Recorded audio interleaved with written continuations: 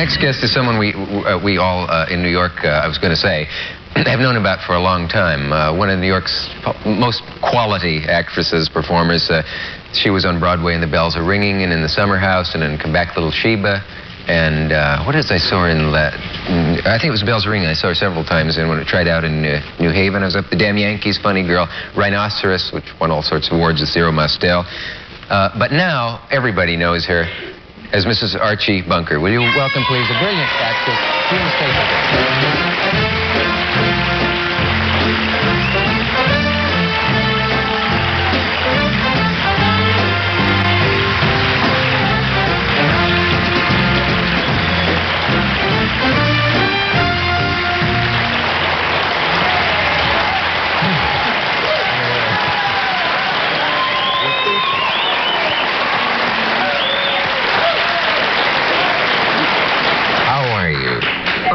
And where's your apron, as I'm sure they say constantly when people run into you?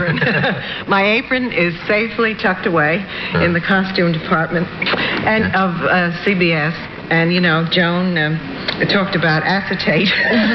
You know, well, that's what Edith wears. But when I come out to New York, I wear, you know, this is Kiana by Robert David Morton, and I try to destroy the image of Edith.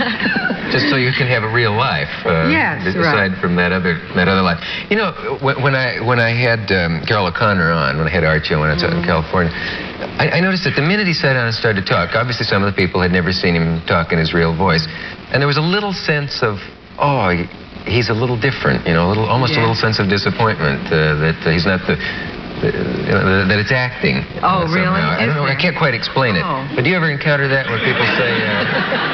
Well, you know what I mean? I guess isn't that because in the American entertainment field, and maybe particularly in television, we have the cult of the personality performer, whereas Carroll's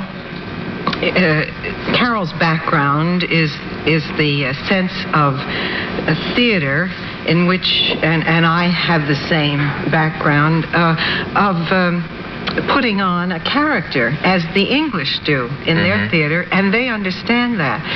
So if our character acting helps to you know, inform the public of this other concept of entertainment, then that's good, isn't it? That's right, because character actors often are not recognized. They don't get credit.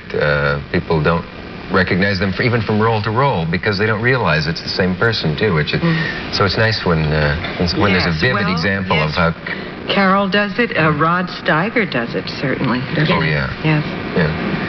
And George C. Scott, yeah. How did you decide on the voice to use for her? Did you select from several? Does it resemble somebody you know? Or? Well, I must confess that I have used that nasal voice in other roles.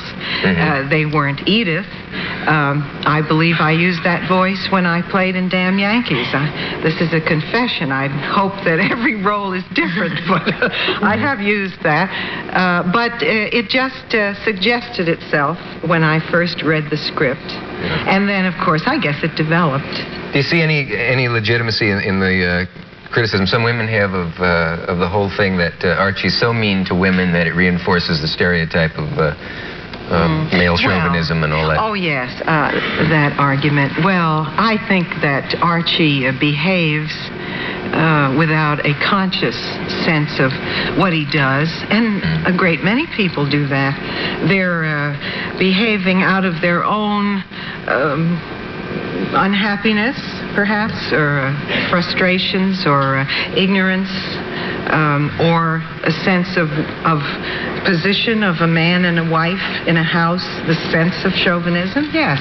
But he's not unkind in other ways and in other times. I always say to people, Saturday nights you see a certain phase of Archie, the husband, but you never know what you might see the other nights in the week. That's right. We don't know what he does on Wednesday, do we? Right. I never thought of that. You don't have to do this if you don't want to, but it would be interesting just to hear the contrast between your own voice and Edith. Now that we've just heard you talk, let me see, I'll just give you a line. If you were to say as Edith now, my husband Archie wouldn't agree with you. Could you Would you lapse into it? excuse me if I didn't do that? Sure, I can see why you might not want to.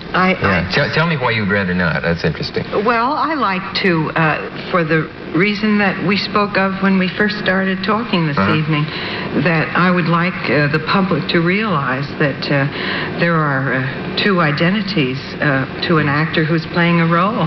And I'm certainly available on Saturday nights as Edith, and I love doing it. It's a good answer. And it certainly puts me in my place. Oh, I didn't know. To do that. What roles have you really liked most when you look back? When somebody comes up to you who does know you as somebody besides Edith, what do you like to have them recall? Well, I love Edith. I think probably that's my most favorite. There's a play that I did only in stock. Can we talk about that here? Sure. That's not many people have seen, called it's The Show-Off by George Kelly. And the part of the mother in that play is my very favorite role in the theater. Then I've played a lot of other roles in stock, but on Broadway, I think the most interesting role, let's see. Well, of course, I love doing musicals, so the roles I had in musicals were fun. Funny Girl was fun, and Damn Yankees and Bells. And I loved my first play on Broadway. That's probably my favorite part on Broadway, In the Summer House. And it starred Judith Anderson and Mildred Dunnick. Pardon? Was George C. Scott in that? No. He was in the house. He was in another What am I play. thinking with a similar Judith title? Anderson. It's Judith Anderson, yeah. It has a very similar title. Yes. Maybe it was the one I was having the argument about earlier with my friend. There's been some talk that there can be a certain amount of strife on the set of All in the Family. I mean, the people will argue about whether a line is realistic or not, or whether it violates the character or not. Yes, oh yes. We have lots of fun with those arguments. I always wondered what they are. What kind of thing would come up that you'd argue about? Well, in my case, for instance, there might be a line that would seem almost too dumb for Edith. So we always are alert to those.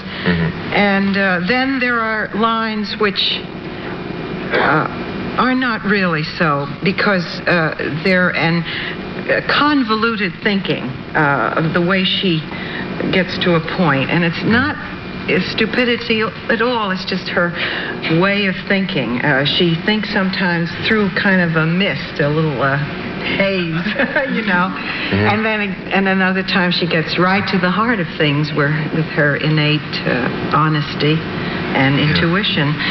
But I'm on guard for something that is strictly dumb and usually written just for a laugh. And then we have lovely discussions that are very healthy and creative ones about character lines and also about situations.